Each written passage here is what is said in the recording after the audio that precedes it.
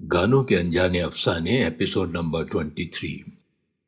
20 भाषाओं में गाने वाली गौहर जान हिंदुस्तान की पहली पेशेवर गायिका थीं, जिन्हें अंतर्राष्ट्रीय स्टेटस प्राप्त था और जिनकी आवाज में भारत का पहला ग्रामोफोन रिकॉर्ड जारी हुआ था।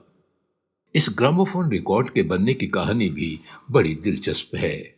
जानना चाहेंगे? चलिए जानिए।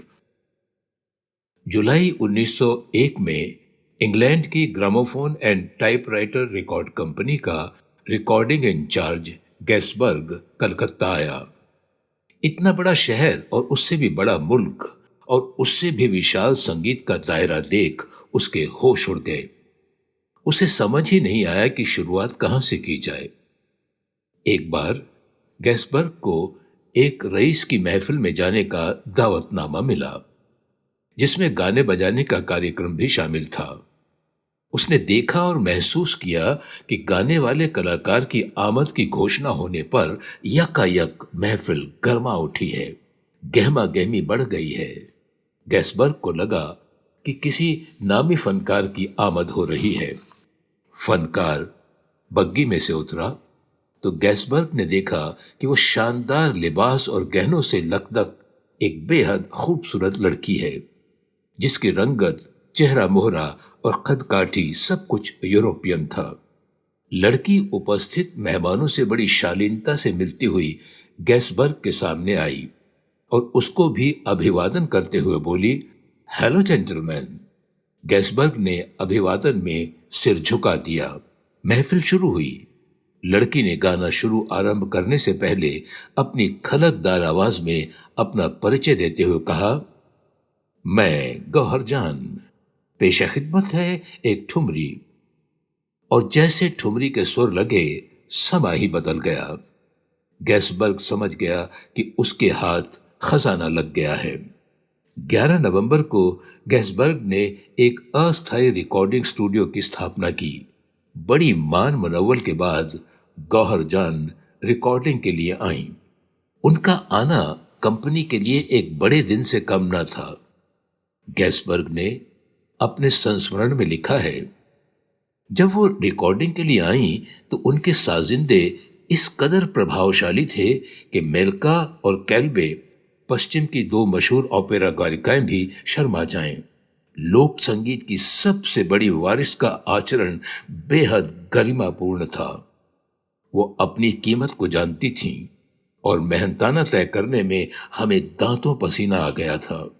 गौहर ने कंपनी से प्रत्येक रिकॉर्डिंग का 3,000 रुपया लेना तय किया था, जो उस वक्त के हिसाब से काफी बड़ी रकम थी।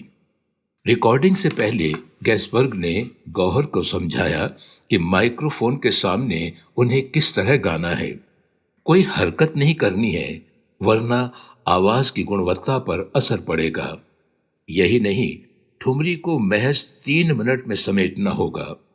गैसबर्ग की ब्रीफिंग को बीच में ही काटते हुए वो बोली, रिकॉर्डिंग शुरू करें मिस्टर गैसबर्ग।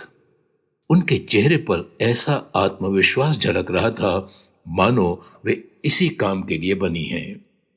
उन दिनों ग्रामोफोन रिकॉर्ड्स की समस्या ये थी कि एक रिकॉर्डिंग सिर्फ 2 या 3 मिनट की होती थी।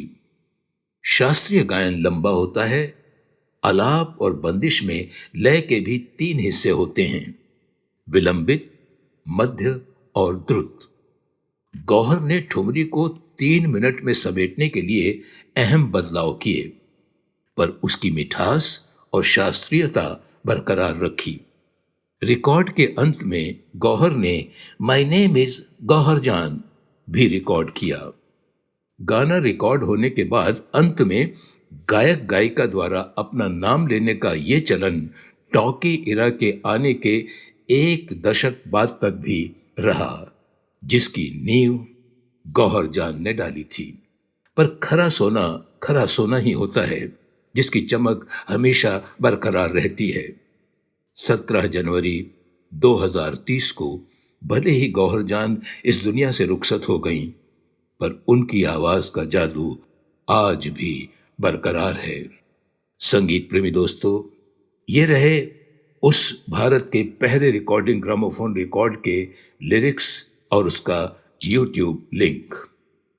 देखिए, सुनिए और इस नॉस्टैल्जिक तहलके को महसूस कीजिए। हो सके तो इसे सब्सक्राइब और शेयर जरूर करें। ये हिस्ट्री इन मेकिंग का प्रयास है, सहयोग करें। नमस्कार। अगले हफ्ते तक मनोहर महाजन को, यानी अगले एपिसोड तक मनोहर महाजन को इजाजत दीजिए। अपना ख्याल रखिएगा। धन्यवाद।